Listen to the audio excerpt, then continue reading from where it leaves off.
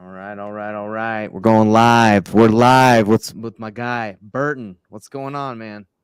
Chilling, man. I can't complain. I woke up breathing today. I'm here. I'm on your platform. I mean, it can't get That's any right. better than this, man. Investor Thrive. That's the platform, and I appreciate What's you coming up, man? on. Like I was telling you earlier, I'm not some giant guy, but I'm trying to help out my community, and I use Propstream, and I know how powerful it is for what I use it for, and that's comping deals. So I've always thought to myself, without having to jump in and train and watch all the videos, like I'd love for someone to just show me like the good stuff, right? So when I met you last week, I was like, man, this would be great because not only will I get educated, but you can help our viewers out. Absolutely. Well, I appreciate that. And it was an honor meeting you at the event last week. I mean, to me, that's if you guys aren't going to events, man, you got to. This is where Yeah. you meet great people, where your business potentially can grow from the inside out type of deal, and just the knowledge that's shared from one person to the next. Again, here we are, right? So Yeah. I'm excited for this. Yeah. Well, hey man, and another shout out. You hooked it up with this shirt, Propstream. I love data. That was cool. What did you think of that event? That was a pretty wild event, wasn't it? It was pretty wild. I mean, you It's had big crazy. names there. You had a bunch of folks that were new and first time being exposed to the industry. Lots of very well dressed individuals. Mm-hmm. I wasn't one of them, obviously, but Right. no, I think the event did its thing. I think Yeah. for what its aim was for the it was that Latin community. I think it did extremely well, and Mm. They I saw a know lot how of to happy party. faces. They know how to party, don't they? Absolutely, man. That thing was banging, man, if to say the least. But no, to be able to have a party and understand, real estate education blended perfectly together like that. Yeah, I'm excited. I'm looking forward to the next one, without a Yeah. doubt. For sure, for sure. Well, guys, if you're tuning in or you're gonna tune in halfway, you can ask questions in the live stream, and I can just stop, interrupt Burton, and just politely just say, hey, I think that someone has a question. He is going to come in and show us the truth, the way of PropStream, how to use it, how to crush it, how to help it use it. Even if you're not in wholesaling, I mean, you told me at the event, many other companies use this, so it doesn't just have to be a wholesaler, right? Like this is Oh, data. 100%. I mean, don't get me wrong. I mean, when it comes to the wholesaling industry, that's a very sociable industry, right? You got a lot of people on Mhm. social media. So yeah, a lot of people are under the misconception that we're just like a wholesale product, and we're going to take care of wholesalers, absolutely. But our business has always been about real estate data. And who needs real estate data? Well, just think of all the professions in real estate, from title companies to lenders to contractors to wholesalers and fix and flippers and people that do short sales and people that buy bank notes. And yeah, the list goes on. So you nailed it right on the head. I mean, our product is designed for everybody in that real estate space. How you manipulate our data dictates how you're going to be utilizing it, right? And so 100%. again, if you're a if you do solar panels, you're probably going to want to look for certain areas or look for properties that were built prior to having solar panels as a Mhm. regulatory thing, right? So these are things that PropStream can help you with, real estate data. And thanks for bringing that up. Yeah, of course, of course. So, yeah, let's just hop right into it. I know I have some specific questions that we can get to maybe later, but I think you're just gonna give us a good overview, let us know some cool stuff. I know everybody that's watching wants to know how can PropStream help me get deals. That's like everybody's gonna want to know, right? Absolutely. So let's start there. I mean, first thing I like to do is give you my quick elevator pitch because I know there's still some of you guys watching right now. They're like, man, I keep hearing PropStream. I've seen this guy's face before. Nathan brings it up all the time. But what does PropStream do, and what can it do for jump starting my real estate business or taking my business to the next level? Well, let's start there. Right. So PropStream, what we do and what we do very well at are these two things, and I'm going to share my screen for you guys and share a PowerPoint with you. All right. So the two things that we do very well at is right here. We do very, very well at lead generation and extremely well at analyzing a property. So let's talk about those two first, right? So I'm a firm believer that everybody needs to do lead generation. Now, in the past, what that meant was you had to go to a source and grab data, right? A list of data, usually at the county, take it back to your office and then like refine it, right? Because you're not going to just call Exactly. 50,000 records. That was not going to work out in your favor. Some did, some didn't, right? Now, that's part one. In Propstream, you can build a list. So we're just mimicking what you investors were doing since day one. Go grab a list. So build a list in Propstream. Now, because of technology and because of society ever evolving, and because 9 out of 10 people have one of these, I would probably say 10 and 10 in our society, Yeah. in skip trace and Propstream. So you can actually, within Propstream, get phone numbers, emails, landlines, and so forth. So again, we're good at data that we're not just collecting real estate data, we're collecting homeowner data, mortgage data, contact information data. That's where part two comes in. And why is this powerful? Take a look at your gas stations prices for the last week. They've been increasing. So again, in the past, you had to go drive to properties and knock on doors, or you had to craft postcards and send them out and wait 2-3 weeks for the homeowner to maybe call you back, right? Right. Today, I can build a list and skip trace and get a phone number and email. And about 15 minutes after building that list, I can call and speak to a homeowner about selling their property to me, right? That's the Mm. power of That quick. technology. And exactly, Nathan, you nailed it right in the head. And that to me, that's why I don't want to, you guys say, oh, skip trade.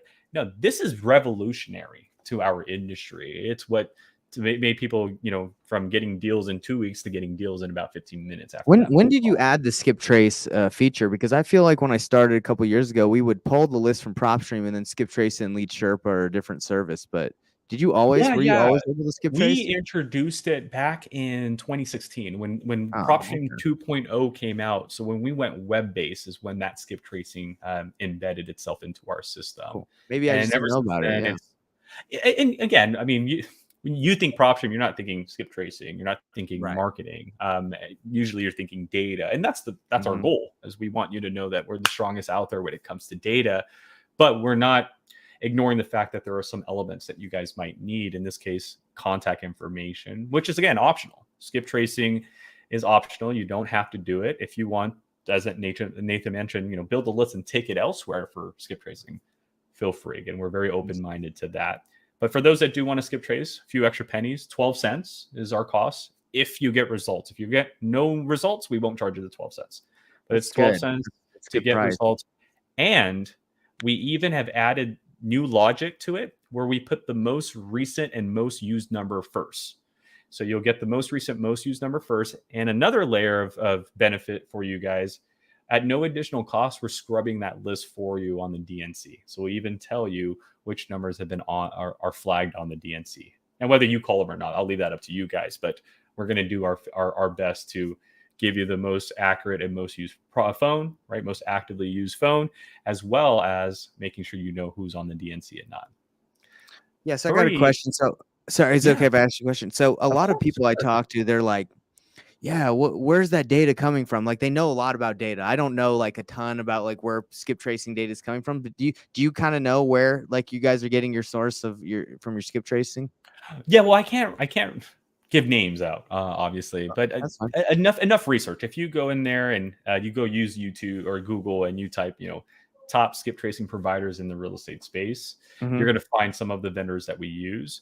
Again, we've been doing this long enough that we understand that there are other industries that collect contact information, and we've built strong relationship with them. And that's the reason I can't give out names, is because Yeah. the moment I give out a name, if you have the same account with them, you're going to realize that our prices are going to be way, way better than yours, right? And so Yeah. you're going to have this exodus of their customers saying, "Hey, why is PropStream prices cheaper?" Right? And Right. And it's the the answer volume you guys there is provide volume. too. Exactly, you nailed it on the head. The answer there is because we do so much volume, we get that price. But again, we deal with about, I think, 5, maybe 6 plus vendors now when it comes to skip tracing, and we buy redundant data, so we'll buy all of their data. So even if Mhm. we buy the same address 15 times, or we get the same number from every vendor, it doesn't matter. That lets us know, hey, we're all on the right track, right? Yeah.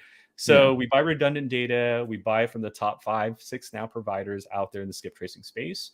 And then we added our additional logic, which is once we get the results, we'll put it in that fashion of most used, most frequently, and most recently used number first. And then we also scrub it. So it goes through like 3 hygiene process. Get the results. Then we tell you which is most used and frequent. And then we give you the DNC numbers along with that, all for 12 cents. That's good, man. That's exciting. Cool. That's what we use. We use that. So. Oh, smart. Marketing. So let's talk about that. Not for everybody, but it's there. So you can build a list, like an auctions list. You can get their phone numbers and emails, like we talked about. And marketing. Our marketing system will let you get a free landing page. So you get a website that you get to create for your list. So if it is an auctions list, your landing page might say something like, I'll buy your house before it goes up for auction. If your list is a senior owner list and you skip trace it, your landing page might say, I can help you retire into your dream house or something like that, right? So the landing page is designed to kind of speak to that audience specifically. Wow. And after you create that landing page, you can then send out postcards and emails. And here's the kicker. You can do this over and over again, right? We don't want you to stop after you build your first list. So if you do senior owners, skip trace it, I can help you retire, postcard emails, go back to our search page and build another list and skip trace that list. And then this time set up another website, right? So like your next list could be a cash buyers list. So buyers list, skip trace it. Your website would probably say, hey, cash buyers, I have a contract for you. Call me now. And then you send them postcards and emails as well. That's wild. That's so our you lead guys, generator. through the Propstream service, I can create a online landing page? That's correct. There's even an no application in there that they can fill out. When I say they've leads, the leads can fill out. And if they fill out that application, it goes straight to your email. That's awesome. And that's not any extra in the $100 a month? No. The campaign is part of your monthly subscription. What is additional would be the skip tracing, which is 12 cents or 10 cents, depending on your package, and postcards and emails. Those would be additional. That landing page. I got to try that. I had no idea that you could make landing pages with Propstream. Yeah, really clever. I've seen some funny landing pages out there. I saw someone create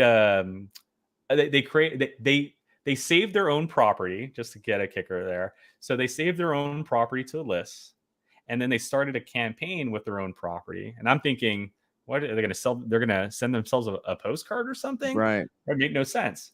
But get a load of this. They started a campaign with their own address just so they can create a landing page. And you know what the landing page was for? Their kid's birthday party. I thought that was clever. They used Propstream to create a birthday party landing page. They could have gone to a website and paid for that. Yeah. But they said, nah, I got to use Propstream. And all they did was, again, save their own property onto a list and use that to start the campaign, and then just change that website to what they needed it to say. And I my mind's a little blown with that. So you're gonna have to show. You're gonna have to show. I'll show you that in a few moments. That to me was very clever. And so I was sitting thinking, man, I could do this for my beer pong parties or something like that. For real, we could do it for the next wholesale sharks meetup we go to. Hey, any event we do. Go. I love that. So that's our lead generation part. And so let's start there before we jump into that second part, which is, what happens when they call you back, which is what we do best, as well as what we do really good at as well, which is analyzing a property. But let's talk about lead generation, because that's the hot topic right now, right? Of course. Lots of investors are in the market. I hear my market's oversaturated. Oh, there's not enough leads. That's just simply not true. So let's go into Propstream and show you how you can do just that. So let's start with searching. Before you get into searching, just know that your toolbar is on the left-hand side, and we start you on the search page because part one, you got to build a list. You got to do that on a search page, right? So hence you're on the search page. Now, search bar, 4 different searches that you can perform. Let's go over them. The first one is by county. So you type in the name of the county, and what we will do is we will give you our results in that county. So for this county, Broward County, Florida, it's telling me Burton, Propstream has 700,000 records you can go through. And I can go through them 50 per page if I wanted to. So we're on page 1 of 15,000, as you can see here. It's a lot. And I don't recommend anybody going through them one at a time. But if you want, don't let me stop you. Now, to make life a little bit easier for you, we're going to take those records and categorize them for you. So if you want to see the MLS, you can click on that and see the MLS, the pre-foreclosure, and so forth and so forth. Now let's address the first thing out of the bag. One of the most common questions I get is, how frequent is your data? When do you guys update, right? So that's I would ask that. I mean, I'm a consumer too. I would. That's like first thing I would ask. So Yeah. let me just tell you the reality, right? We update every 24 hours, but there's a big but, right? I'm saying that because we collect data at a nationwide level, right? So I don't know where you're at. See, a lot of the users like that ask me this question, or I'm out and about, and someone asks me, "Hey, how frequent is your data?" What they're really asking is how frequently is your data in my market that I'm in, right? But they don't say Right. it that way. They say how frequently is your data, or when do you do your updates? And when you ask me that question, it's very general. So I'm going to reply back with, "Well, we update every 24 hours," because Yeah. the reality is California can do an update yesterday, Oklahoma can do an update today, Texas tomorrow, et cetera, et cetera. So, yes, we do update every 24 hours, but that doesn't mean your county updates every 24 hours, right? So, Right. let me show you how you can find the frequency. Not too many people know about this. Yeah, man. So, I don't know about this. exactly. So there you go. So if you pull up a market, let's say I'm in Broward County, Florida. I'm from Orange County, California, by the way, but I'm in Florida now. And I wanted to know, hey, how frequently is Propstream's data in Broward County? Here's the first thing I'm going to show you. Look at your results on the right-hand side. And a lot of people don't know, but there's 3 ways to view your results. The first way is what you're seeing, and that's called pick view. Shows you a picture if there's one available, the address, a description. There's list view, gets rid of the picture, address, description, right? And last but certainly not least, one that no one really even uses is the spreadsheet view. It's right here. Click on that. You have now the spreadsheet view. And I love this because, again, it shows you a lot more information than what we saw in the first 2 views. Now, the column that you want to resonate with, if you want to know frequency in your market, is this one right here that says last updated. Oh, So dang. here's how it works. If I'm in Broward County, Florida, and I wanted to know when PropStream last updated, their MLS data, I'm going to click on that MLS box. So I only see just the MLS records in PropStream. And then once I do that, I'm going to click on the spreadsheet view. And once I get that spreadsheet view, I'm going to look for last updated, and I'm going to click on that twice. Clicking on it twice puts the most recent record at the top and the oldest at the very bottom. And so when we do that, we discover that the MLS data in Broward County was last updated 3 days ago on the 28th. That's And sweet. why is that important? Is because data is not the same in one county and the next. So if I go to like Raleigh, North Carolina, a whole different state, a whole different city, and I do the same thing, click on that MLS, go here and view it, the date might be either the same, which it looks like it is, great, or it could be different, it could be a week ago. But also to note, MLS is not pre-foreclosure data, right? These different boxes are from different vendors, different data collectors. So although the MLS in Raleigh, North Carolina was updated on the 28th, that doesn't mean the pre-foreclosure was. And so if I click on pre-foreclosures and I click on this tab, I then can see the last updated record and see when their last updated record was. And so click on it twice, most recent first, oldest down, the 22nd, right? Yep. And here's the thing, if you're good at this, you're curious like I am, right? Yeah. So what I would do is I would start scrolling down and looking at the next date. So the 22nd was their update. Then they had one the 18th and on the 17th and on the 15th, right? You might be able to catch a pattern. Oh, they're doing it every Wednesday. Oh, they're doing it every 2 weeks or every Nice. right? So that's why I want to highlight this. Again, this is not used often. This is what I call the spreadsheet view. And I definitely encourage you guys to utilize that a little bit more than Didn't normal. know about the spreadsheet view. Thank you, my brother, for admitting that. As a matter of fact, let me show you a cool trick with it. I always get people that say, how do I know if my market's a hot market? How do I know where in my market is a hot market? I've been Yeah. told follow the money. We've always heard that statement before. So guess how that spreadsheet view can help me? Click on Okay. cash buyers. Just see the cash buyers in this city. Click on spreadsheet view in this city. And then after I click on spreadsheet view, what I'm going to do is I'm going to click on the zip code. I'm going to break this city up by zip code, but break it up in the cash transaction records. So now I can see which cash transactions, which zip code had the most cash transactions. Like 27502 only had one. That's probably not a hot market right now, right? Yeah, yeah. You see what I'm talking about? So as you scroll down, you're going to see that zip code that's just standing out. 601. 27601. Boom, boom, boom, boom. So this is where you should be doubling down your investments, essentially, is what this is saying. So spreadsheet view, take advantage of it. Okay. So county, city, you can search a zip code. So we can type in a zip code here, like 27601 we just saw. So we'll punch that in here. Pardon my lag here, guys. 27601. I have some pop-ups here that are causing that, so pardon Yeah, me. you're good. It's all for me. I mean, I always feel like I have good internet, so whenever it goes slow, I'm like, "What's going on?" Yeah. All right. So again, you can do zip code here. The one thing to note, however, when it comes to the zip code search, a lot of people again don't know this, but you can do up to 5 zip codes. You can't do 5 cities, you can't do 5 counties, but zip codes you can do 5. How do you do that? You separate them with commas and spaces. And it doesn't even have to be in the same market. If you wanted to search, let's say, Raleigh, North Carolina, and then Beverly Hills, 90210, punch in those 2 zip codes, and then you'll get the drop down menu. Again, you can have up to 5, but once you have your 2 or 3 or 4 or 5 zip codes, then we'll give you the database to those 2 markets. In this case, it's going to zoom Wow. out. So 2 And it's different going to show markets. me, yeah, it's going to show me the Florida market I just searched and then the California market I just searched at the same time. Right. But That's only can awesome. be done with zip codes. You And you're can't saying do 5 max. 5 5 max. max. Yeah. Okay. 5 max.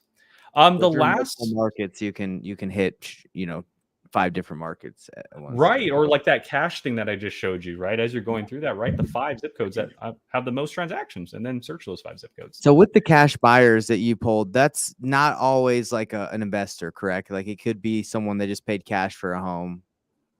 Well, yeah. Well, there are 2 types of cash transactions that we have. So, or cash transactions in general. There's the cash transaction where, like you mentioned, I'm going to live in that house, so I'm going to buy it in cash and I'm going to move in there, right? The cash buyers. So our records, we added some extra layer to that.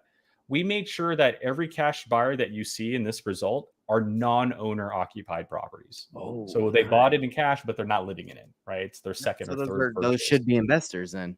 That's the idea. But again, there could be that one dude or girl that just has that much money that, yeah, that's their home. They're not letting anybody live in there. They're not renting it out. They just had to buy it for tax purposes. You know what I mean? Yeah, So, that's but the extremely helpful to idea know. is, Yeah. the idea is that's a rare scenario. So I would say 99.9% that's most likely an investor. That's awesome because I always thought like you were dabbling with people who were just like maybe had money and in the Midwest you can buy a house for cash and live in it like that. It's not that it wouldn't be that hard, right? Because there's the properties. Right. Exactly. But now And that as a you're matter of saying that, fact, go ahead. oh, no. Go ahead. Continue your thought. Oh no, I was just saying that now that I know that you separate it by if they're owner occupied, that's huge. That's awesome. Very, very. As a matter of fact, I've had users that try to do that. They'll pull up a market, they'll go to our filter, and then they'll choose cash buyers. So they'll say, okay, I want your cash buyers, but I'm interested in the owner occupied one. So they'll actually click cash buyers, and then after they click on cash buyers, what they'll do is they'll hit owner occupied. But remember, our logic is non-owner occupied. So the moment that you hit owner occupied, our system will say no results found for you. So here on the right hand side, it'll say, sorry, no results found, because our logic is it has to be non-owner occupied. That's our category for not cash buyers. Now there are some data providers that don't do that. They'll just give you all the cash transactions, and you got to figure out the hard way, which is an investor and which isn't. Right. So we've done that additional work. So for new people who are trying to grow their buyers list, they can look for the flippers tab in the filter, and they can do it by cash buyers, and then call those buyers and say, hey, I got a property in your area, and find a buyer that way. That's correct. Yeah. And for those, since Nathan brought it up, for those that don't know what flippers are, again, Propstream is really good at data. Because we have MLS data and public record data, what we're doing here is we're finding someone who bought the property and it was obviously recorded at the county, right? So they bought the property first, And then we discovered what we're doing is we're putting a time limit. If after they bought the property, if they list the property, so if they call an agent in less than 2 years after buying that property, that's a flipper. Because why would you buy a property and then sell it in less than 2 years, right? Now, don't get me wrong, there are people that are doing that, but the people that most likely are doing that are your fix and flippers. They buy a house, it takes about 2 years to do the rehab, and then they sell it. Now, granted, some of these guys do it in 3 months, 6 months, but we put a 2-year time limit. Why? Because hard money loans. The longest hard money loan out there I've seen is 2 years, 24 months. And then it balloons on you, right? So we decided, hey, if someone's buying a house and it's listed in less than 2 years, that's most likely a flipper. And that's what this category represents. That's awesome. I mean, to everyone that's watching or will watch this, if you struggle with finding buyers, it's pretty much all you need. Pull the list, call it. There you go. Yeah. All right. The last search that too many people are utilizing is our draw search feature here at the top left. Prior to using that, I go from satellite to map view. And then from there, you can zoom into an area. It's not designed to search the whole market. It's designed to search smaller pockets. So you'll click on that, and through a series of left clicks, you'll be able to create your own shape and hit enter and get the results in that shaded area. Now, the reason I'm highlighting this is because it can be used very effectively with our heat map. So our heat map, if you go back to satellite here, our heat map is actually at the upper right-hand side of the map. And there are 4 categories. It's called analytics, but basically it's our heat map. You can see estimated values, MLS stats, price growth, or rental values. Now, nothing's happening because you have to actually click on a category. So as you can see here, red represents all the $1 million properties, light blue, all the 100 or less. That's so cool. Price growth. You see properties that grew over the last year. And we can see what pockets have taken near 100% growth over the last year. And last but not least, rental values. Okay. In order to get that to show, you have to drop down and pick one of the options. Subcategories. Correct. So if you just click on that, no subcategory, nothing will happen. So if that's really useful for rentals too. If you're like, hey, where should I buy a rental? Like, where's the rent really high? Yeah. Or you might have a buyer that's like, hey, I need property that's going to rent for 500 or more. You can use that rental value. Or hey, I give an investor, I need to be in a hot market right now before I give you money. All right, let's look for the market over the last year. Here it is. Draw search feature. Several left clicks later, I have that hot market based on data. That's sweet. Oh, sorry, horrible design right there, but you guys get the idea. All right. Perfect. Now let's talk about filtering. This is my favorite topic. Yeah, man. The filters, I'm a little lost on those filters. So let's see. So there are actually 2 ways to build leads in Propstream. And here, let me bring up the PowerPoint really quick to easily explain that. Here we go, right here. So the 2 ways to build leads in Propstream are the following. The first way I call the traditional search, because everybody's doing this. Like, there's nobody not doing this in our space. And the way that this goes is that you pick a list, then you make sure it's off market unless you're going to buy it through an agent. And then you apply equity unless you know how to do something special like short sales or sub 2s or creative seller financing, right? So if you don't, then you got to make sure you have equity. And then the fourth is your property and owner characteristics. So if we were in Propstream, it would go just like this. Like, I would pull up a market. Let's Nathan, give me a market, just a random one. Yeah, do Salt Lake City, Utah. That's where we're at. Salt Lake City. Okay, so you pull up a market, Salt Lake City, Utah. After you pull up that market, you're going to go straight into our filter.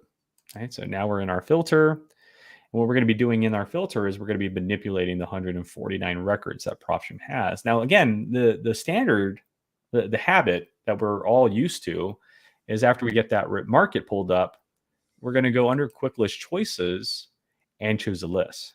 Right. Now, the easiest to do, right? And a lot of people will ask, Burton, what's the best list to choose from, right? I don't really have an answer for that. So actually, maybe this might help here. Let me pull up what I call my motivation chart. This should definitely help out with explaining things a little bit for you guys.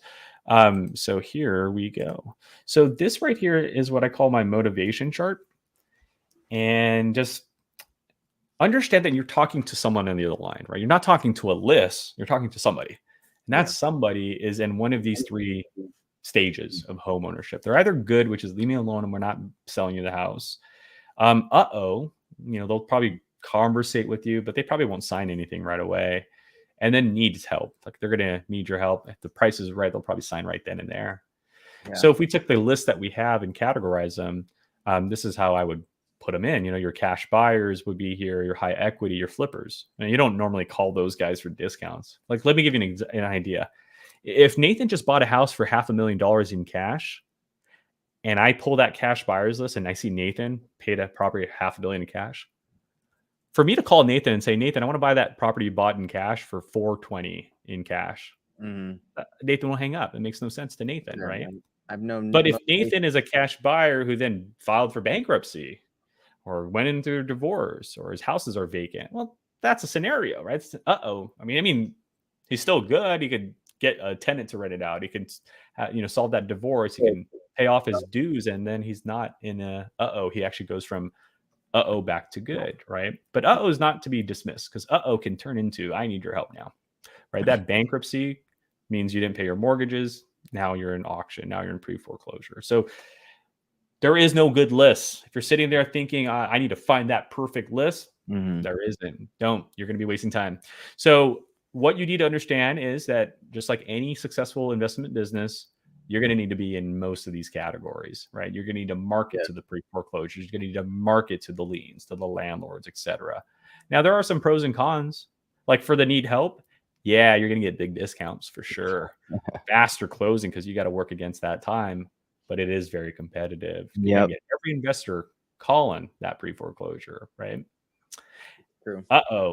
That's going to take a little bit longer. Someone that missed their tax payment, right? They're not in pre-foreclosure yet. Sometimes that takes 3 years for that to happen. So they have 3 years to tell you no for a while, right?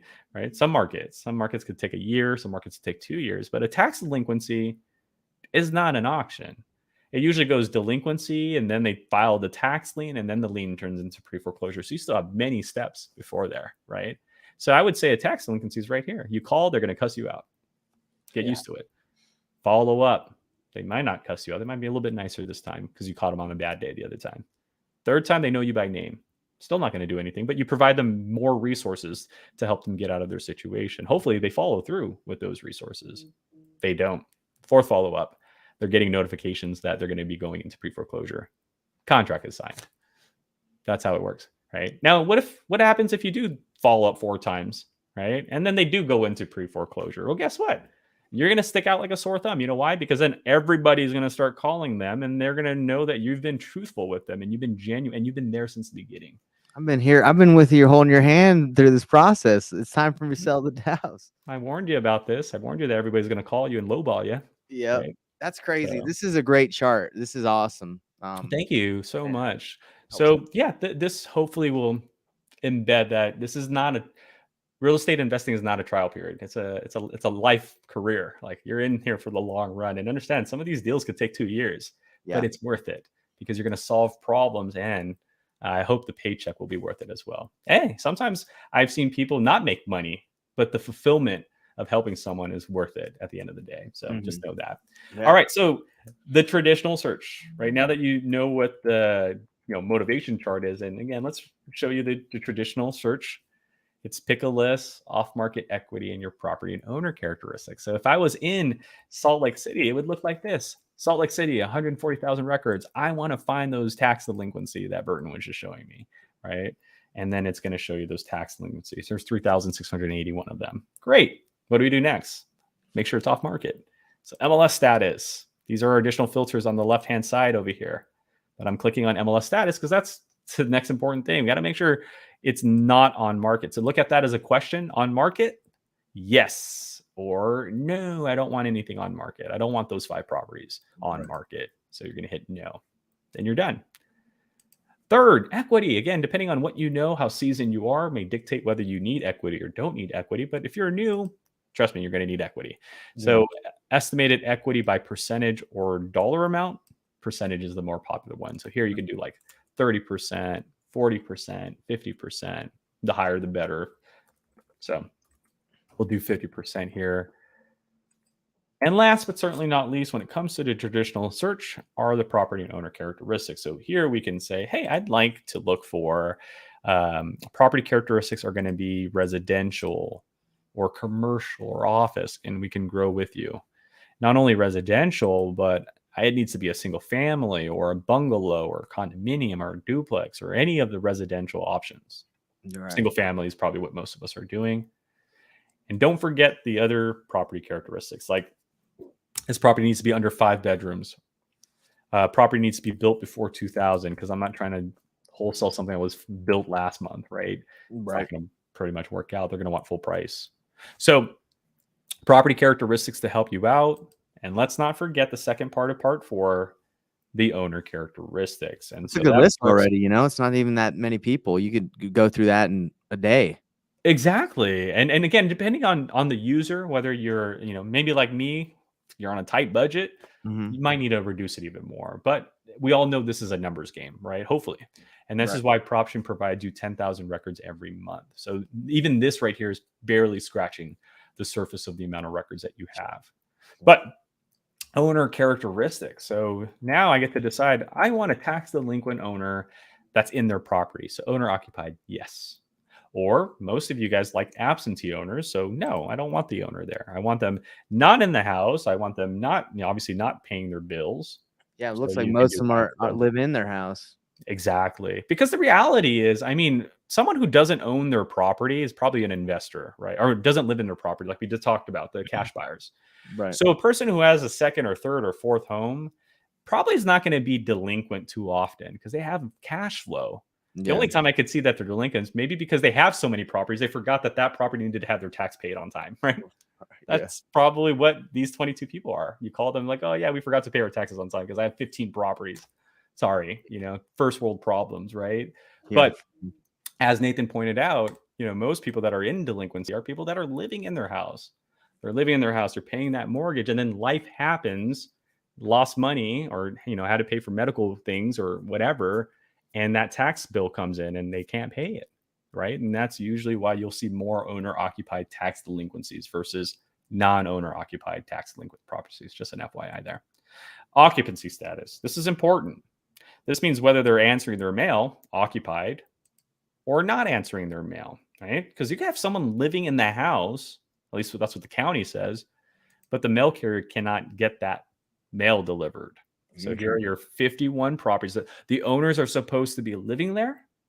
The mail hasn't been answered recently. I honestly thought owner occupied was the exact same thing as occupancy status. I didn't know it was different. No. This means whether they're answering their mail or not. So let's think about this story. The county says that they're supposed to be there. The mail carrier can't get that mail. Do you think knocking on a door or sending a postcard is going to help us with this one? No, you got to skip trace this one. This is probably the best way to do it, right? Now, awesome. If we did a different, let's talk about, just for the sake of explaining these two filters here. Let's say we looked at a high equity list and we did non-owner occupied. Again, non-owner occupied means the owner is not there, right? But that house could be rented out.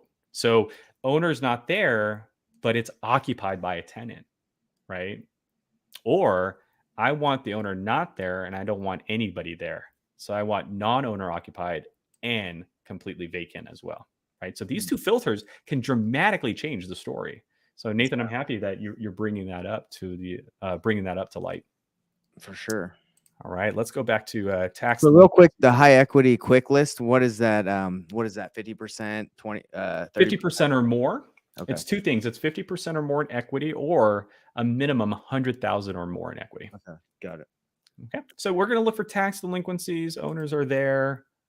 They're not answering their mail, or they're answering the mail. We'll leave them both in there because that's still a good list. But we're not done with ownership info. There's still some more characteristics we can add, and that is going to be in our ownership info section. So years of ownership, owner type, last sell date, last sell price, how many other properties they owned, the taxes they pay, their location, are they passed away, or did someone pass away, or did they transfer the property? So this area, the best practices here, definitely years of ownership. Again, if someone just bought a property a month ago, they're not going to sell you the property, right? So Right. definitely want to make sure you put a minimum here. It could be 7 years, it could be 10 years. Every market is different. So we'll do 10 years here. And then owner type. Now, you probably want to stick with individuals to start with, but that doesn't mean you can't do corporations. Just know that corporation means you're going to be talking to more than one person because you got to get to the decision maker. And corporate is LLCs, right? The LLCs, LLCs, S corps, banks as well will be included in there.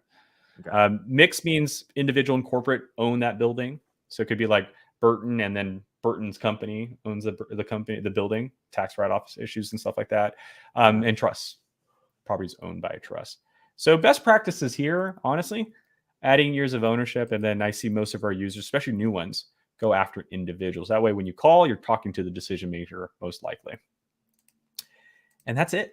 The rest would be called list stacking. At this point, after you do part 1 or 1, 2, 3, and 4, you could stop and you have 521 properties. This is great for marketing, enough properties. I always go by the 10% rule. This is my thing where, if you call 521 properties, 52 of them are going to answer. 5 of them will probably go further into that conversation with you, right? That's a good rule that you said. The 5% rule. It's a 10% rule. Yeah, I always go by 10%. Oh, 10%. The 10% yeah. rule. You get 1,000. You think 100 will answer.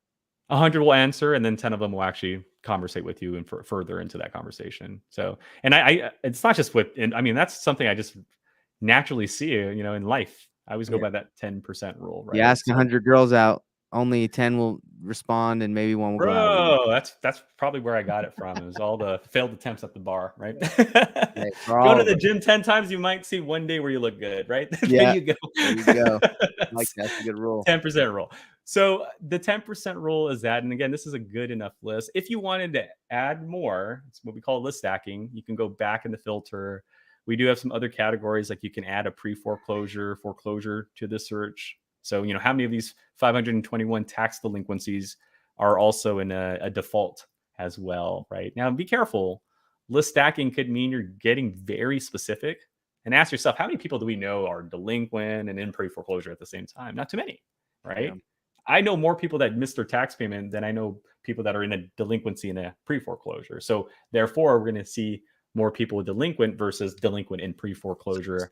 Let me ask you a question about the tax delinquent. So does that mean like their mortgage payment, their taxes aren't included in their monthly payment and they're just not paying it? Like what does tax delinquent mean? So the tax delinquency means that they didn't pay their property taxes on time.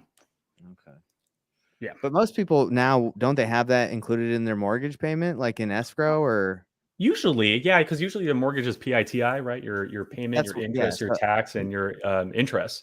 But it's payment, insurance, tax, interest. But again, there could be seller carrybacks where the homeowner has a private note with the homeowner or with the buyer. There's all different types of lender, but your traditional approach would be that the mortgage covers all the PITI. Yeah, so that's probably, honestly, I'm not sure if we actually hit that list, but that's probably a great list because there's probably something going on. There's got to be something happening. Like, hey, man, if you're not paying your taxes on time, that's not something to mess with. Uncle Sam will find you, and I feel like Uncle Sam is really Liam Neeson because it's like I hear the voice. I will come and find you. You know what I mean? Like, will, man. Yeah, that's the reality of it. So you nailed it. Tax delinquency is not something to mess with. And in time, that delinquency can become a lien, a tax lien. And then if you don't take care of that tax lien can cause a pre-foreclosure. Okay, so tax delinquency is not a lien yet. No, yeah, good. Oh, great. Yeah, so it's kind of like in chronological order. I would say it goes like, again, depending on your market, but usually I miss my tax payment, and so you get that slap on the wrist. Hey, you missed your tax payment. Make the payment quickly, right? If you ignore that, then you'll end up getting a tax lien, a property tax lien. So the city will file a tax lien on you. And then if you don't take care of that lien, it could be like 6 months or a year or 3 years, the time frame that they give you to resolve that tax lien can cause a pre-foreclosure. So delinquency, lien, pre-foreclosure is usually the order. And then foreclosure, bank takes your property, or whoever buys the property at the auction at that point. Love it. All right. Awesome. So this is list stacking. Again, if you want to find your pre-foreclosures out of 5 properties, again, go by the 10% rule. Yeah. So that probably is not something I would recommend. But if you are like, hey, I'm a lawyer and my expertise is delinquencies and pre-foreclosures, then there you go. Those are your 5, right? That again, each user is going to be different. We do have the lien, bankruptcy, divorce status section. So, hey, I'm not only looking for a delinquency, but how many of those delinquencies have turned into a lien already as well, right? So show me the ones with an active lien to go with that delinquency. And so 45 of them, right? Hmm. Now, we talked about it, right? Delinquency, lien, pre-foreclosure. What if you don't want the liens yet? Maybe you want to suppress all those active liens. So I just want delinquency, no liens yet. Let's remove those 45 and we're down to 476, right? So again, where Question you for want you to really be at quick. on that time scale is up to you. What's up? So for the divorce, Mhm. in Utah, I feel like you have to go get that from the county. You have to go get it from a divorce attorney. Is this people that have been divorced already, or they're getting divorced? Like, how does that divorce? No. The divorce has been filed and it's Oh, registered and it's public now. So okay, yeah, huh, so that's that's a awesome. great I question. didn't know you had that either. Yeah, bankruptcies too. You can specify the lien like we talked about. Like I want a tax lien, I want an HOA lien because they didn't pay their HOA. Mechanical lien, they paid a contractor, but they hired a contractor but didn't pay the contractor. We even have like child support liens. So Wow. you pay your child support, they're going to get you. So really So quick, so if you do a tax delinquency, but you also put a tax lien on there as well, so this is checking for people that have delinquency and they have a lien. The tax. yeah, so Both? that their delinquency pretty much went to that next stage. They went into tax lien. Yeah. Okay. Yeah, now normally you don't even have to go there. I mean, you could just go straight into just liens. I just want to Okay. find Gotcha. all the liens, right? Because again, lien means they're already there. So just find the liens active and make sure they're the tax ones. That's Got what it. I want. So yeah, you don't necessarily have to do delinquency and then add the tax liens later. You can just go straight to liens. But again, Okay. for those, how you do your search, we're gonna leave that up to you. But yeah, usually what I see here for the most part is I want a tax delinquency, but I don't want a lien yet. So I do see people suppress them Got it. because they know that there are a bunch of investors that only go after liens. So hey, you know what? I'm gonna circumvent you. I'm gonna look for the delinquencies that are not liens yet, and I'm gonna plant that seed way over here, right? So if Yeah. the lien is right over here, then a delinquency must be right over here, and I'm going to talk to them before you get to them, right? So Perfect. that's the idea there. Last but certainly not least, after pre-foreclosures, liens, and bankruptcy, divorce status filters that you could add to your search.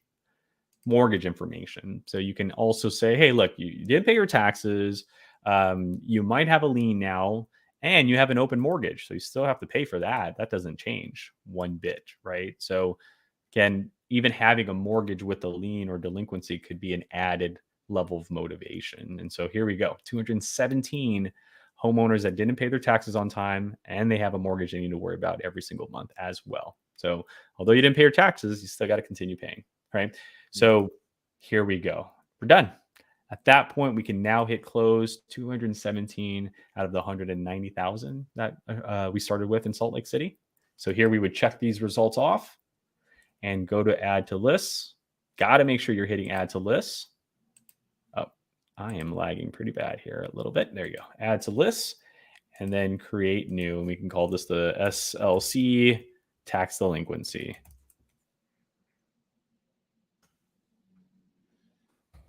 All right.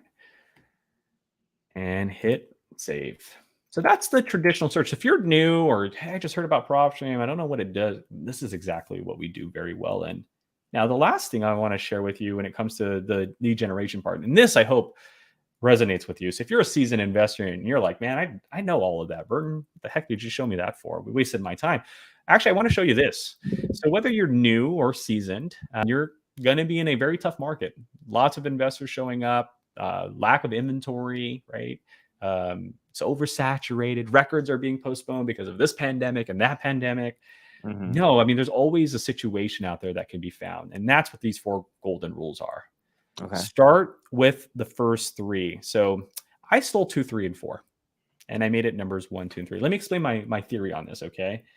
You see, If Nathan's in Salt Lake City and I'm there with him, let's say I'm competing against Nathan, and Nathan's the biggest name in Salt Lake City. His face is all over the banners. I mean, Mm-hmm. you see billboard signs everywhere. TV I mean, commercials, I'm yeah, everywhere. I'm getting his postcards as well. Like this guy is just killing it. And Mm-hmm. I can't get past that. Right. And I know for a fact he probably has people at the county grabbing those pre-foreclosure records before Propstream or, you know, I mean, he just is fully in the network. But guess what? He's still doing it the traditional way because he's been doing this for a long time that he doesn't understand that there's a new way to search. It's called the four golden rules. So here's how it goes.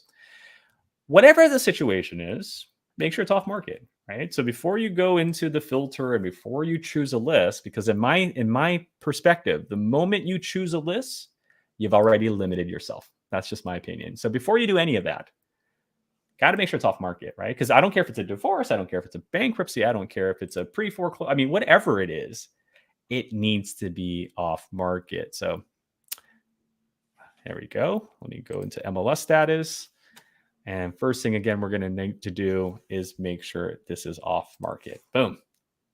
Second, I had no whatever the idea you had to scenario is. differentiate. I had no idea you had to turn that off. I might have been pulling some MLS stuff. Who knows? Yeah, exactly. You don't, I mean, unless you want to deal with an agent. But yeah, definitely want to make sure you remove that. Second, got to make sure it has equity, right? Again, no matter what the scenario is, if you're going to wholesale it, got to have equity. So it could be a pre-foreclosure, it could be elite, doesn't matter. It needs to have equity. So we go into valuation info, equity info, and we say, hey, it needs to have 70% or more in equity, bro. All right, now property and owner characteristics. Again, no matter what the scenario is, it needs to be off market with equity. And I only deal single family properties built in 1990 or before. So let's go ahead and put that. Property characteristics. We're going to make sure it's single family, built before 1999, or again, whatever your preferences are. So residential, single family, let's say, again, 5 bedrooms or less, and then built before maybe 2000. So there's 22 years of age on that property. And the second part to that is the property, the owner characteristics. So I don't care what the scenario is that they're going through, whether it's a lien, a pre-foreclosure, the owners need to be at that house because I want to knock on the door today or this weekend. And if I do send a postcard, I want them at that location. Ownership info. I don't want someone that just bought a house last week, right? I want a house that's been owned for 10 years or more. And no matter what the situation is, I want to talk to an individual. So owner type, individual. So these are the 3 out of the 4 golden rules. Again, you do this long enough, you start realizing like, dude, no matter what the list is, I got to do these 3 no matter what, right? So why don't you do that first? That's And huge. then create a situation. Yeah, Notice 'cause I didn't say, sounds go ahead, good. Nathan, sorry.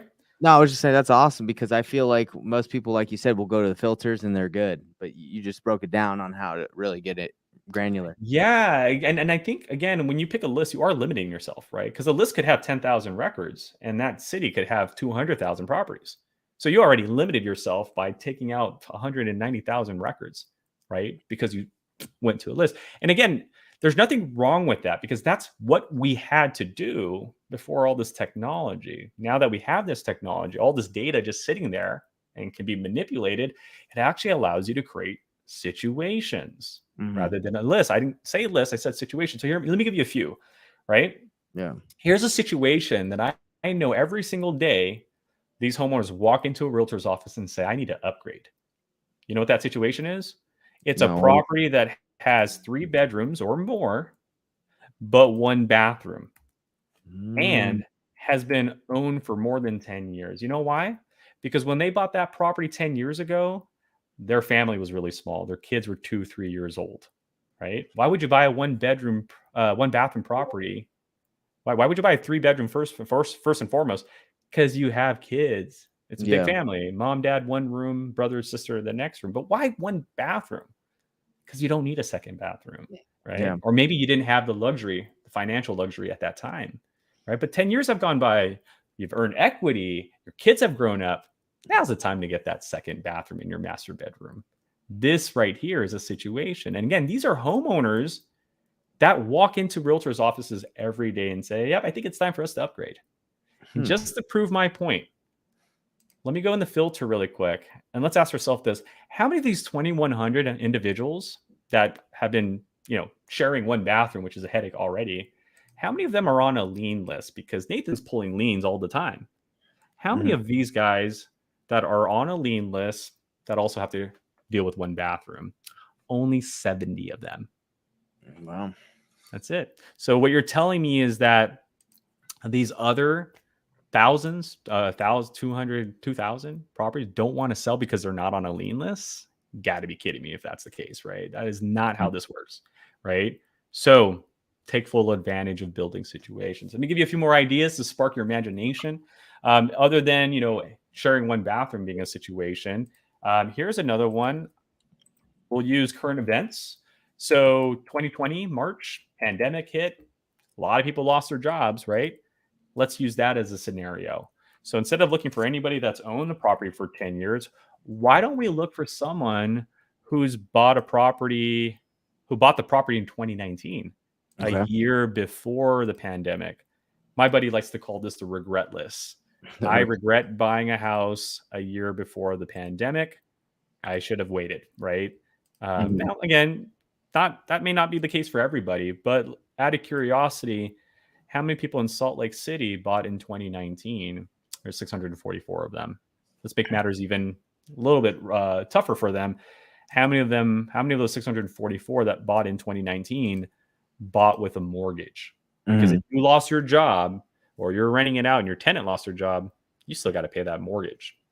Got it. 308 of them right here. 308 property owners that bought a house in 2019 with an open mortgage.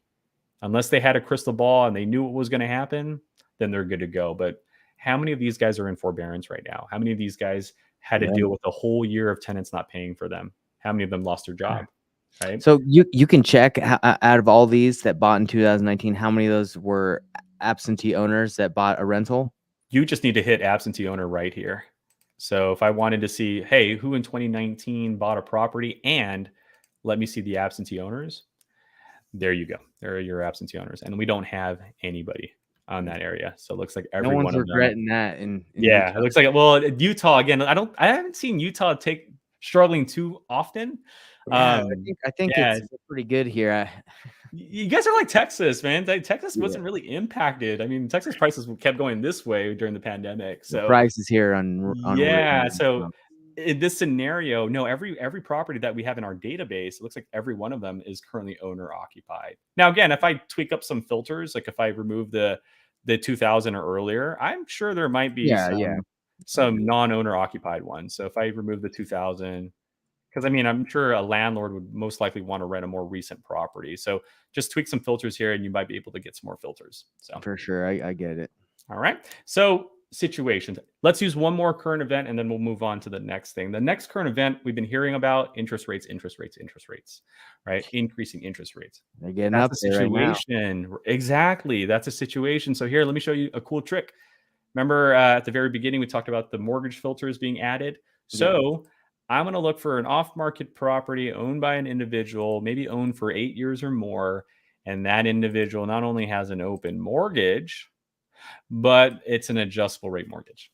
Oh, Boom. That's a big one right now. And again, in your market, you guys have a pretty high valued market, right? Your three who's getting three bedroom adjustable rate properties are mortgages? 600. That's crazy. Who's doing that these days?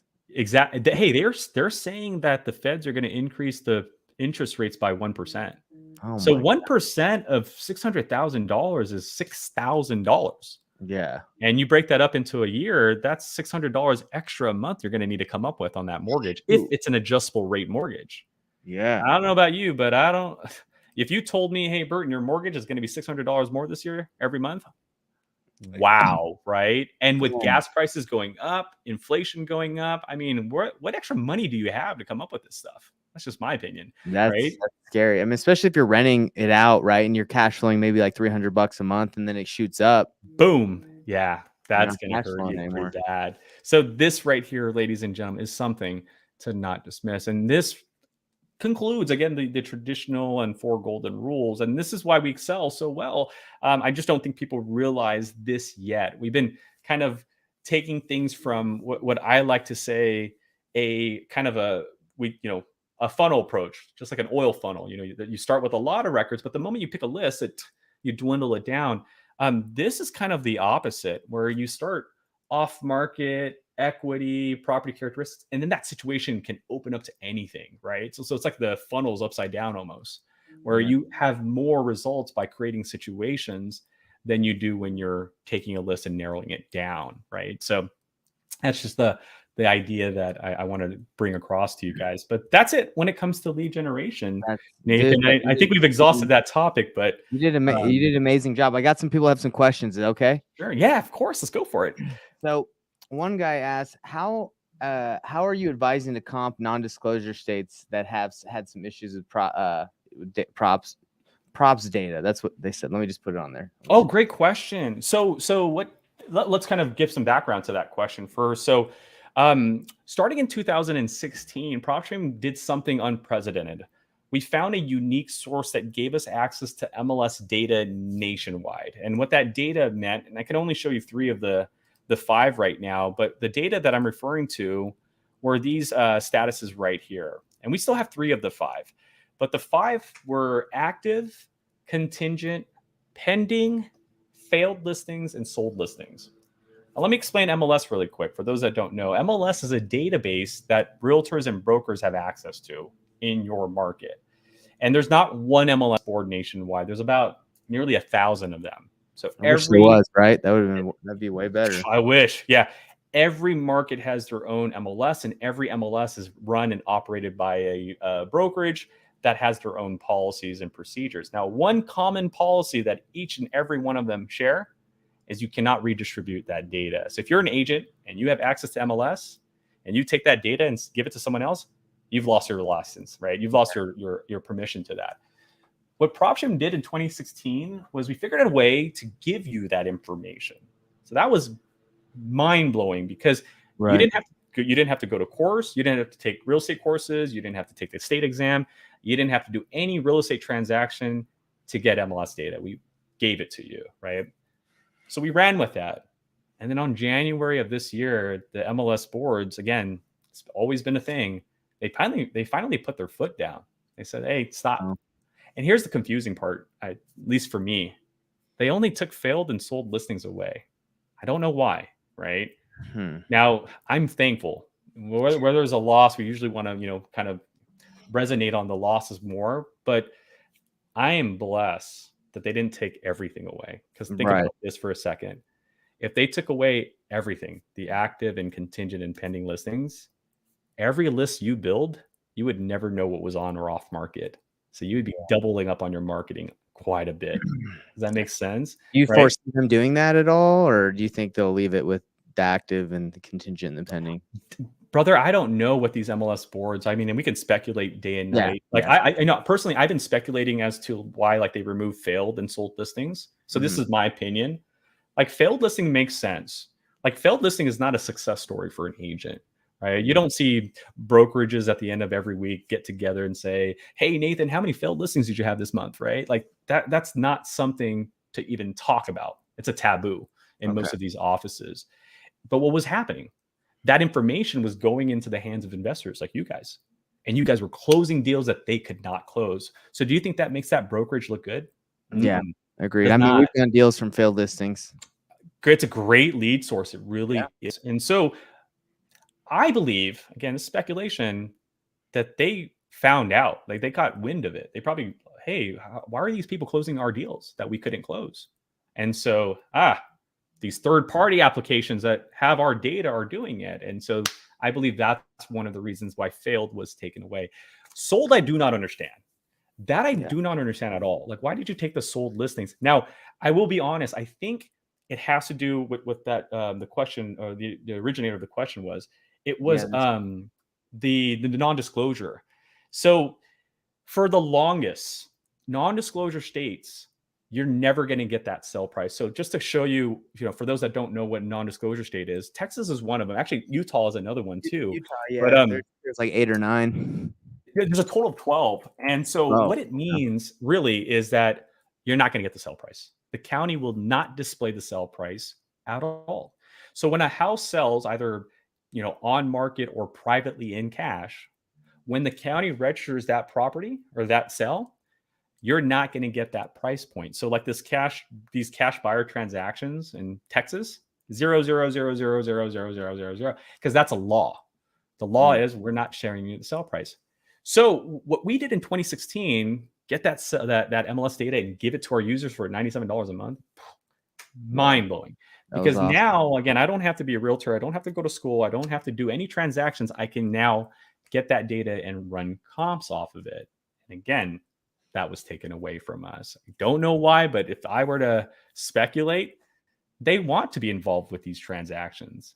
They know you need that number, right? If I'm in a brokerage in Texas, knowing that's a non-disclosure, knowing that we're the only ones with sell prices, and knowing that you need that, and all of a sudden I found out these third parties were providing that information. Yeah, let's get together, guys, as a MLS, so as a union, if that's the better word, right? Because there's like dozens of MLS boards in MLS, but dozens nationwide, hundreds of nationwide. I think they finally got together and said, we need to put an end to this because we're no longer being part of these transactions. We're losing.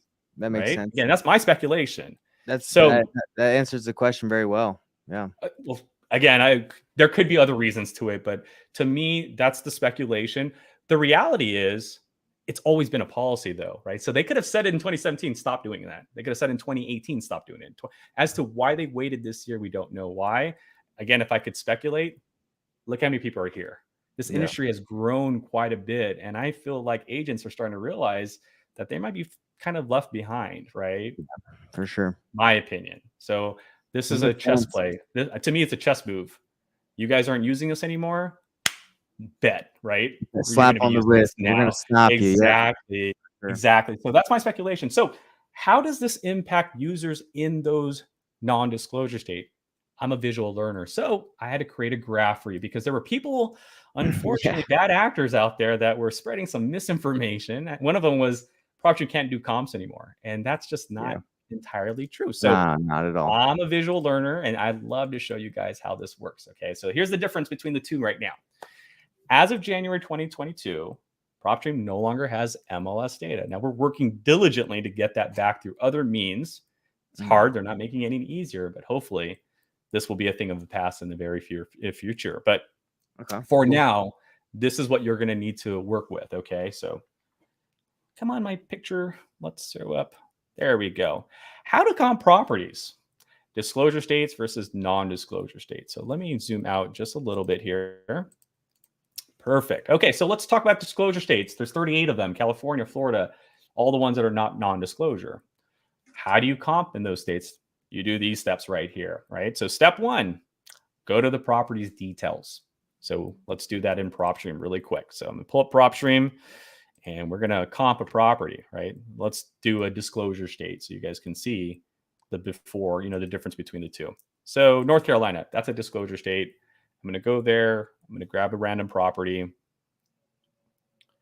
And then we're going to go ahead and comp that property. Now, the first thing I want to explain, get out of your head that comping is just getting a number. Because comping is not just getting a number. Comping is a art. Comping, in my opinion, this is my opinion, comping is justifying your offer to the homeowner. Because they're always going to ask for full price. And you need to explain to them why you're not going to give them full price unless it's deserved for full price, right? So, comping. Way you do it is once you're in a market, you're going to pull that property, just like in step one. You're going to pull up the details. Step two, you're going to go into the comparables and nearby listings. So once the property pulls up and you're in the details, again, comping isn't just, hi, thanks for calling. How does $100,000 sound? That's not how it works. This is comping for you. Pick up the phone. Hi, can I get your address? Thank you for that address. Oh, what's going on, Aaron? What's going on, Adrian? Is Adrian there, by the way? I see that there's two people on the title. I need to talk to both of you guys before I make my offer, right? Arian and Adrian. I hear your house was built in 2015, 7 years old. When's the last time you did this, did that, right? So comping is understanding the condition of the property, right? Understanding the situation. Oh, I see you guys are up for a lien. What's going on? You guys owe taxes? Should you guys take care of that? Are you on a payment plan? Blah, blah, blah, blah, blah. Because if they still owe that much money, that's going to impact your offer. You're going to need to make sure that's part of your offer, right? So details is part of comping. Knowing the situation is part of comping. Knowing they have a mortgage is part of comping, right? So knowing that, oh, you have a mortgage of 396, I can't offer you $250,000. You're going to say no to me. I got to offer you about $400,000 plus that lien that you owe, right? So we're past 400 now. But before I even offer you 420, 430, I need to know what your house could sell for. And that's comparable. So I just wanted those to understand that comping is not getting just a value. You need to have all this information because you're going to be in this negotiation phase. So you go to the property details, you use that to negotiate. Then you go into comparables and nearby listings. And you're doing this in both states, disclosure, non-disclosure, right? Third step, you're going to go to the subject property. You're going to apply the subject property's characteristics. So when you're in the comp section, you're going to go to the comparables. That's the one I recommend. And you're going to apply the beds and bathrooms. So if it's a 3-bedroom, put your 3 bedrooms, 4 bedrooms, put your 4 bedrooms, 2 bathrooms. Year built, square footage, sold statuses. So sold status, what we're referring to is public records. Okay, we no longer have MLS sold data. Now, if you're in a disclosure state, again, this is North Carolina, you get the actual sell prices. So I do not need to have MLS in a disclosure state. Now, let me say this really quick. Yeah. There were some benefits to having an MLS data in disclosure states. And I'll tell you what that benefit was. Most counties take about 3 to 4 weeks to record a sale. So if I sell a house on January 1st, it might get recorded on January 21st at the end of the month, right? If that property sold through an agent, if it's sold through an agent on the market, I get to see it before the county does if I have MLS data, right? So if an agent sold that property on January 1st, the agent's going to run back to their office and put on their MLS, we sold it for $500,000. And then all that paperwork goes to the county. Got it. If I have access to MLS, I'm going to see that. So I'll be able to see a sale a week or 2, 3 weeks before the county. Speed. But comping is not about getting comps in 3 weeks, right? Comping has always been about getting a time frame of comps. It could be 6 months, it could be a year back. So I'm not going to say, disclosure states, didn't have a lot. They had a slight loss. And that was, again, not seeing something that sold a week ago or 2 weeks ago. You have to now wait for the county to record it, right? Now, in my mind, where could that have been beneficial? I think in a negotiation phase, it could be beneficial. Like if I know a month ago a house sold for $300,000 and then I have an MLS comp from last week and it sold for $280,000, I'm going to use that as a negotiation. I'm like, Mr. Homeowner, look, these houses are starting to go down now in value, right? Right. So that could have been good, but it wouldn't have been a make it or break situation, right? The opposite. How could having a sell last week be beneficial with your buyers? Mr. Buyer, check this out. Houses were selling $300,000 in the month of February. There was this house that sold last week with the same characteristics. It sold for $310,000. Get this contract now.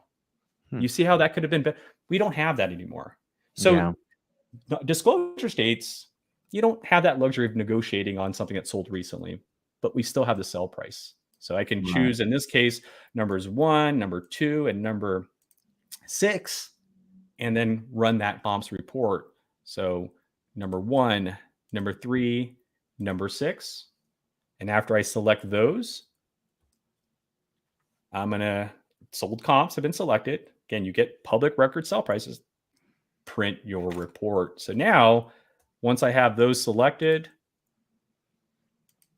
I'm going to go to actions right over here, and I'm going to generate my report. So I'm going to go to actions and then print out that report, and I'm done. Again, the prices that are on this report are actual prices that are disclosed. Non-disclosure. So while that's generating, non-disclosure, you're doing the same thing. Nothing's changing. The only part that's going to be a challenge, I would say, is that you don't have the sell prices. You have estimated prices. So you got to go get that sell price. Either you got to be the realtor or go get it. But don't go to a realtor and say, comp this property for me. You got to do homework, okay? So we can still help you up to, as you can see, 95% of the way. So let me explain what I mean by that. So if I were to pull a property in Texas or Salt Lake City, like we were just in, and I have a lead there, so I'm going to pull up a property in Austin, Texas, really quick. So we go here. I'm just going to grab a lien. So again, this is a non-disclosure state, And yes, I get that Propstream's MLS data is not there, but Propstream can still help Can I you give with you an address real comping. quick? Yeah, sure, if you want to. This is one I made an offer on today, and I know what they RV or what I feel like it's worth. But maybe I can just give it to you, and we'll see see what it does. Okay, so you ready for the address? It is 1379 East, 1379 East, and then 8555 South. 855 South. Yeah, 8555. So 3 5s south. And then that's it's Sandy, Utah. Sandy, Utah. Yes. Sandy. Oh, sorry. So you got South and then space Sandy, Utah. South. Okay. Yeah, so let's see. Looks like it's loading. There it is. There it is. Yeah, you had it. All right, let's pull this one up. Yeah, I'm curious because I didn't know about the action button. I just looked and compared, but I didn't know the action button. You could pick the 3. That's sweet. Yeah, and well, while we're pulling up the properties details, that action button, if you actually hit view comps report, it will generate this. And this to me is really what comping is about. It's being able to explain to the homeowner not just your price, but their property, which is on the first page. So Aaron and Adrian, hey, here's your property, here's your bathrooms and bedrooms. Here's my search criteria for the comps I just ran on your property. Based on the comps I found, here's the low value, the high value, and the average value. Now, they're probably going to say, well, I want 650 for my house. And I can say, well, the square footage is much bigger than your house. So you can't get that price. So you see, comping is not arguing, it's educating. Trust me, you're going to lose leads if you argue. That's what I love about this. It's like if you're more transparent to the seller and just show them data, you can get a good deal. You don't have to just make low ball offers and just hope someone's dumb enough to accept it. Exactly. And not only that, you get to show them the values, but we get to show them where their house is compared to those comps. So, hey, your house is right here. That comp, I pulled was right next to you. There's one right there. And then we also show them the sources. So I pulled 2 comps and pictures. To me, those are very, very important. We'll show them any pictures that we have of those comps as well, because that's part of the negotiation phase. When they're like, well, I want what that house sold for. Well, that's what this house looks like on the inside. And you told me about the leak in your house. You told me the floors are falling apart. You told me the kitchen needs to be done. I can't give you $500,000, but I can give you $350,000, right? So this is the report that came out from North Carolina. It has the pictures. It has the details of those comps. The cool thing is it also has the price point. For this property in Salt Lake City, Utah, this is a non-disclosure state. So how do we run comps on something that's not? You're still going to need the properties that sold recently. You're going to still need to know their characteristics. You just don't have that price. So use us up to 90%. Go to the properties details. Boom, here it is. Going into the details. Again, you're going to have that conversation with the homeowner. Hey, what's going on, Mr. Homeowner? I'm looking at your property's year built, and I see that, it's 50 years old, whatever it may be. Ask questions. Oh, I see your, yeah, wow, 70 years old, right? Mm-hmm. Kelly, Jessica, I see you own the property, et cetera, et cetera, et cetera. I see you have a mortgage. Great. Still interested in selling? Well, let me make an offer on your property. I'm going to go into the comparables and nearby listings, and we even warn you. We say, hey, look, in public record, sell prices are estimated due to non-disclosure state laws. We do warn you that the values you're about to see in a few seconds are all estimated value. And this is where we become extremely transparent. We actually put estimated values on there. That's awesome. When this happened in January 2022, this affected all third-party platforms. However, there were a few platforms out there that were telling you guys otherwise. They were saying that they still had it. Just double check. That's my only opinion, is if you're ever using a third-party platform and you're in a non-disclosure state, don't take their word on the prices. Nobody has those sell prices. Now, could they have a buddy that might be working in a neighborhood that gives them that information quietly? Yeah, absolutely, right? But no third party has this data anymore. So whatever they label it, whether they label it amount like we do or sell price like some of these other guys, just be extremely careful if it's a third-party platform and you're in a non-disclosure state. Again, this is why we flat out tell you guys this, because we're not trying to get you guys in trouble. The last thing you want to do is try to go get a hard money loan with estimated values and then get that loan not approved. We don't want to do that, right? So non-disclosure state, all estimated values, but Propstream can still help me out. You know why? Because they have the addresses, they have pictures, they have the date in which they sold, they even have the characteristics of the properties, right? So let's use all of that. The only thing I'm going to be missing is just the price. So I'm going to go over here, find me all the 3-bedroom properties, all the 1-bedroom, right? Maybe look for 2-bedroom, because we might be able to put it. This is a 3-1, like we talked about.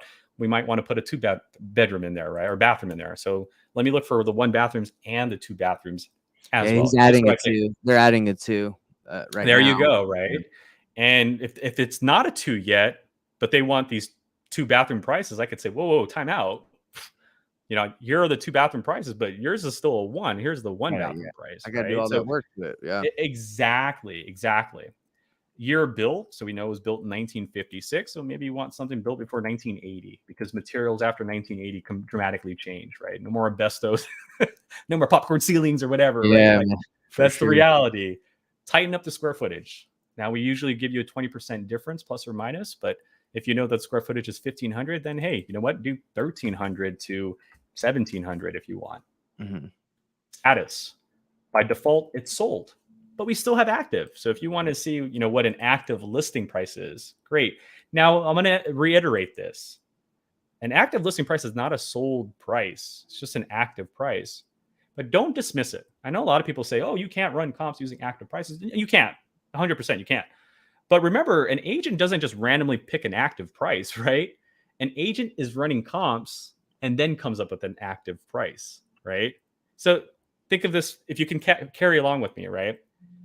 An active listing price is an agent's comp price. So they did some homework and then they came up with that listing price. Let's say 400,000, right? Right. If I find 6 active listings, all with the same characteristics, 3-bedroom, 1-bathroom, you know, certain square footage, and first listing is 400, second listing is 390, third listing is 410, the fourth listing is 405. They don't need to sell for me to get an idea of where the property prices are. Does that make sense? Yeah, it does. Right? Because agents are doing the work for us. They're already doing the comping, and that listing price is the end result of that homework. So if I get 5 listings, I can use that to negotiate. I can say, look, Mr. Homeowner, I don't have the sell prices because I don't have access to that in your market, but I have 5 active listings right now. And looking at the photos, they're all renovated and they're all listed for 400,000. Yours is not renovated. And based on the condition I'm seeing, yours is about 70% of that. So I'll give you 70% of 400,000. How's that sound? Yeah. Right. Agreed. So yeah, you're using the listing data. The listing data. It's again, comping. Again, I know that getting a price is important, but remember, comping is a negotiation stage. So yeah, you can have the price point, and you're going to need that. I'm going to agree with that. Getting a price point is very important, but active listings can help you negotiate. So there are investors I know personally that don't even use comps. They use active listings to negotiate. And, right. I love that idea. Again, I don't recommend it if you're trying to get a loan or anything. But again, homeowners, when they see an active listing fully renovated and they see, oh, it's listed for $500 million. What do we know right now? Things that are listed for whatever they are going to sell for more. So that active listing could be the base value. You could warn the homeowner, hey, these are what they are now, but right now they're selling for a lot more. So is that active pending data pretty accurate? Like for Salt Lake, like if we were to take away the filters, take away the filters, because I don't think we have any in this market right here. So in this area right here. So let me go out a mile and just look for active listings. And let's see if we can pull one. Take away, because I know what's active right now because I just looked, and pending today. Can you can you take away the filters on that you put and just put it back to half a mile? Oh, so just sold? No, that active and pending, because I want to see. Oh, so our system doesn't have that data. So you might have actually the MLS access. So right now in our database, around a half a mile active.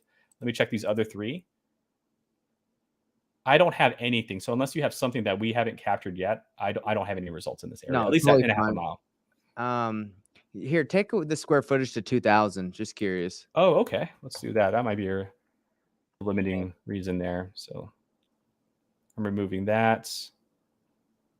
Yeah, still don't have any results with that removed. All right, let me. So this doesn't really go to wait, hold on. Active MLS 6 days. Look at it pulled up the one I'm talking about that we're looking at. It was just there. Right there. 1379. Oh, that's the address we're on now. Oh, that's okay. That's yeah. So that one, that one does have MLS active details, so we can see the listing price right now on that one.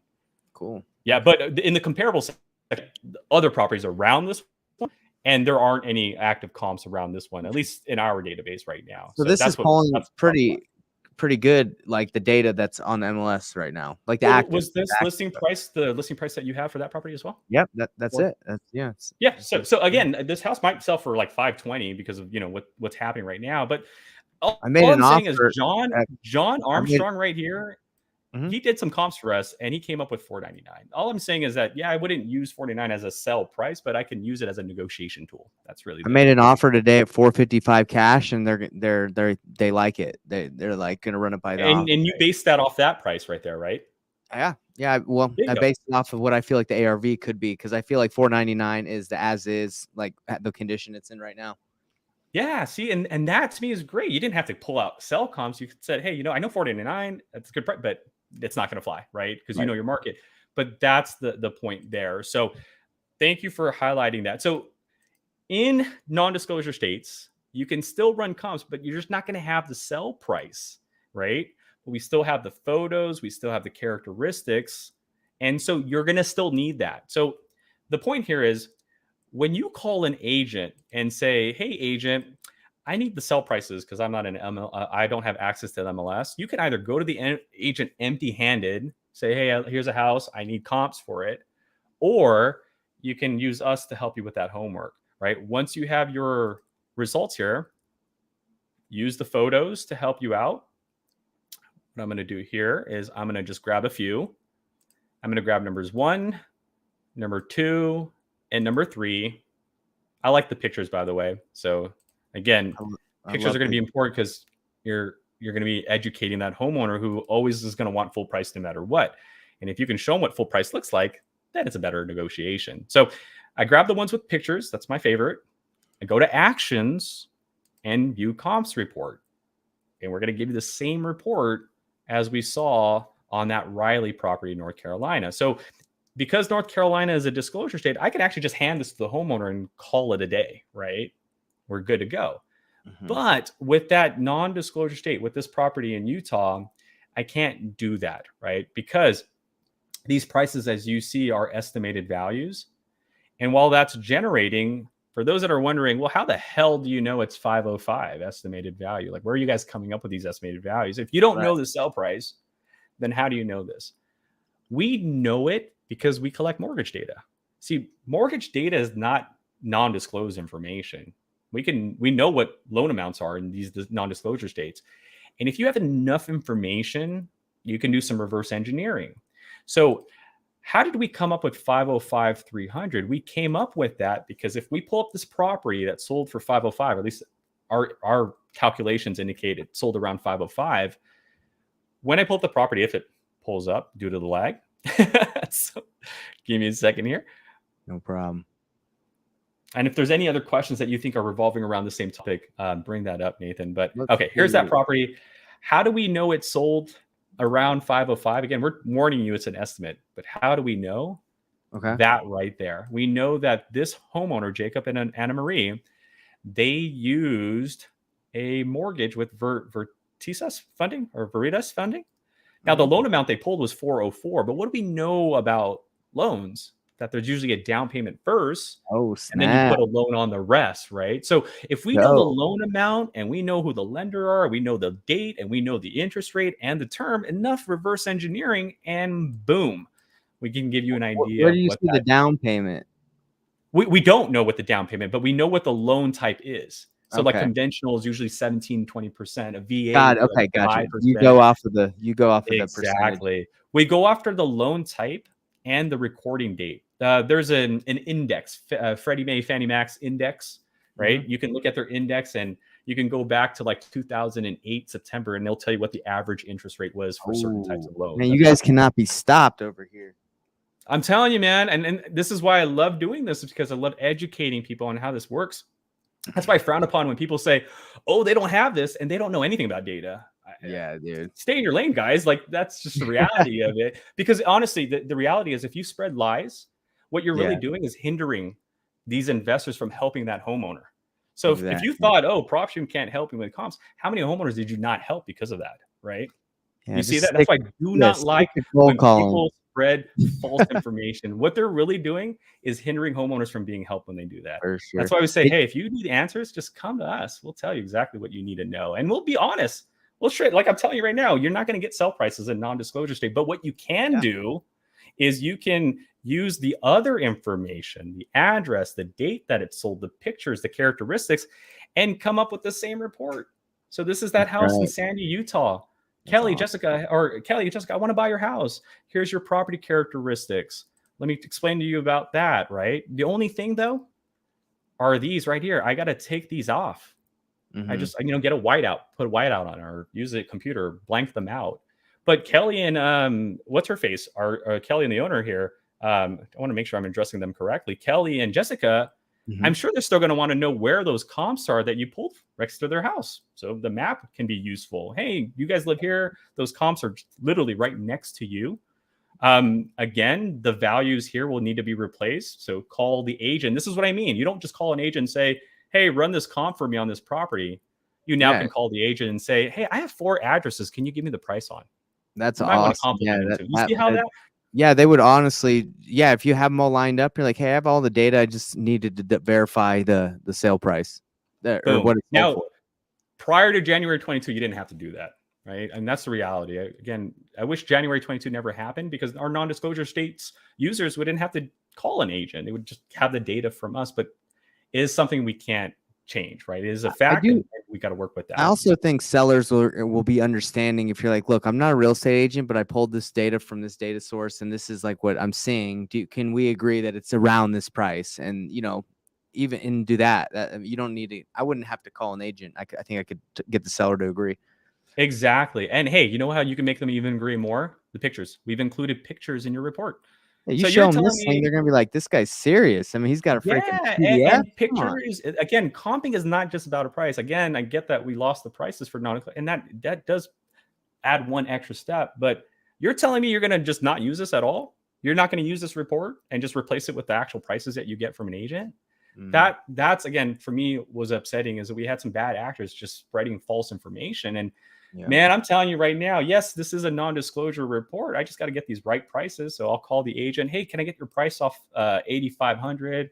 Once I get those 4 pieces of information, I put that on this report and I email this report to Jessica, right? And Yeah. Kelly, and we go from there. Now, That's as awesome. Nathan mentioned, he doesn't need to. He's so confident he doesn't even need to call the agent. He can have the owner agree to is this Just have around a the right price? conversation, Jessica. Yeah. Boom, there you go. So whoever asked that question, thank you for asking that question because I think you just educated not only yourself, but Nathan himself as well, and Oh everybody else yeah. here that might have heard that same information. So the cat is out of the Exactly. bag, guys. We can I still love it. help You did a you great job of answering that. up to 90%. Again, the honest part is the steps are still the same: disclosure, non-disclosure. The only thing is that when you print that report, you do have estimated sell prices, which again, we didn't just come out of nowhere. We got it because of that mortgage data, some reverse engineering. But if you got to have that sell price, just speak to an agent or be the agent and then replace the pricing. Can you send me that? I like that. So I can when I'm teaching people how to comp using Oh Propstream. yeah, bro. Absolutely. Anybody else that needs this, man, reach out to us and Yeah, I'd be that'd be happy to huge. send that to you so you can put it on your wall. Yeah, And this is not just us. This is for everybody. Anybody that's a third party application. So even if you don't want to use PropStream and you're using this other third party, you should understand that disclosure, non-disclosure. And I'm a firm believer. I don't care if you're in a disclosure state right now. You should still understand non-disclosure state rules and regulation because you might be working on a California property, but what if that homeowner says, "Hey, my mom lives in Texas and she's thinking about selling her house." Ooh, right. got to know how to do that, right? So I'm a firm Exactly. believer you're better off educating yourself now. So when it does happen, you're fully equipped rather than not being prepared and potentially losing that home or that lead. Or potentially for me, it's you're not going to be able to help that homeowner who really needs your help. They called you. If you can't deliver, that sucks. And that's just my opinion on that. I agree. That's awesome. Thanks And for that that's awesome answer. pretty much it, brother. I don't want to bore people to death, but these are the two main features. I did promise Nathan the last thing I'm going to leave you guys off with before I let you guys go is a lot of people don't even know we have this. Mm-hmm. But ladies and gentlemen, at no additional cost, you have the Propstream mobile app. I don't know why people are not using this as much as they should. I got to get But mine out right now. I got to yeah, get let me that show phone you out. what this is. It's the same, and we'll even do a side-by-side comparison. But you're going to pull up Propstream as mobile app, and when you pull up our mobile app, the thing that you do right off the bat is you could search an address. So let's, for example, say the homeowner said, "Come over to the house this weekend." I could print all these reports, or I could just bring the mobile app with me, type in the address. So 13. Oh, let me log in first. I'm sorry. All right, so let me type in the address. So 1379 East. What was that? 855 South Sandy. There it is. I click on it, and boom, I have the same data, but on the go now. Right. So all the property details are here. Again, this is what separates our mobile app from most, is that we are under the impression that, hey, you might need to get down and visit that house eventually. So I have the property details here, property characteristics. I have the MLS details. So I have that listing price. So in this case, Nathan could have talked about that during the conversation at the house. Tax information, transaction history, open loans. And guess what? They might want an offer on the spot. So boom, you have the comping section. So you can run comps in this area, and you can use public records, in this case, MLS records, the active ones. You can add filters to your comps. Again, comping is not just getting a price, it's educating. So you can click on these pictures and show the homeowner what that comp looks like. So when they're like, well, I want full price. Well, full price looks like this, Mr. Homeowner. I'd love to give you that, but I can't. Mm-hmm. Right. So having this data will back you up while you're on the field. So you have the property details, comps, opportunity. Nobody talks about this. You see an abandoned property. It's been abandoned for 2 years. Why? You know why? Because it has no equity.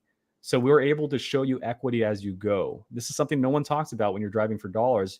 Again, there's a reason that house might have been abandoned for 2 years. It's because no one can deal with it, right? So to be able to know, hey, this has equity, good. Now that it has equity, let me skip trace this person and call them. Or let me send them a postcard and go from there if they're not there. Or let me purchase documents on this property. Or let me get directions to get to this property. Or let me share this with my team member or an external contact like a lender or a buyer or the seller themselves. So this is our mobile app. This is different than most out there. Starts with giving you the details. You can save properties on the go, which go into your favorites. And that also is connected to your My Properties page. So anything that's in your mobile favorites will also be sent into your My Properties page. There's actually a designated area for it called the mobile area. It's right over here. So these 198 properties are the same 198. So you could save while on the go and then do your research on the desktop version later on. And last, but certainly not least, because we know you're still going to go driving for dollars. All right. The middle feature is the drive feature. Oh, So you you click got a on drive that. feature? Dang. Yeah. So you click on that and we can record your drive on or off. And there's two ways to drive. There's just drive, where if you click on that and we start recording you, we put that location on you at the very bottom, your drive will start and boom, start driving. We'll record your route and you can tap on property. So if you can zoom out, let's say you drive over here, you can zoom in on a property and you can tap on a property or tap on an apartment complex if you wanted to. And then after you tap on that apartment complex, we'll give you the details. And then you can save that apartment complex if you wanted to. Right. So there's amazing. a lot that you can do. Now, granted, I'm not moving them. You shouldn't be moving a map like I'm doing, because the map will move as you're driving. But the idea is that's what you're able to do, right? You can set your drive, do the recording, and at the very bottom, when you're done, you're going to hit end. Do you want to save your drive? Yes, no, maybe so, and call it a day. Now, for those that do use the drive feature, we do have a cool feature here. So for those that love like door-to-door knocking, I know that's an old thing, but still exists. Set filters in drive. That allows you to set filters around a radius, not a market, but a radius. So in this case, go 3 miles around my current location, find me all the owner occupied properties with a lien.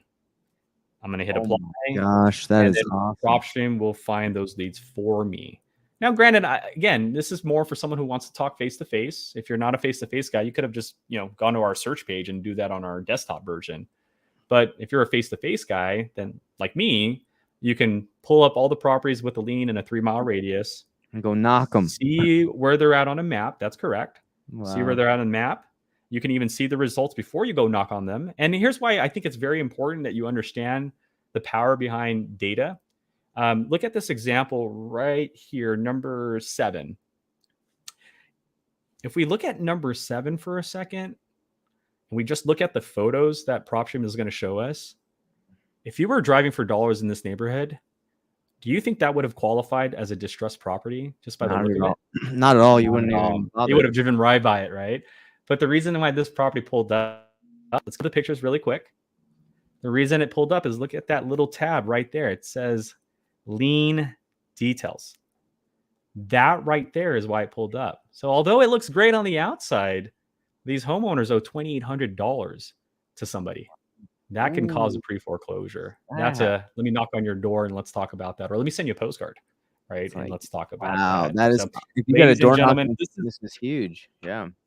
big, big. So driving for dollars, data on the go so you can talk with confidence, send them a comps report, all that good stuff. And then again, the driving for dollars as well. So Nathan, man, thank you, brother. I'm sorry if I went a little bit beyond our time, but Oh no, bro! I Everything you showed appreciate me, you, like man. I've been getting educated here. So I meant for the people that will see this and have been watching, I'm sure their minds have been blown. My mind's been blown.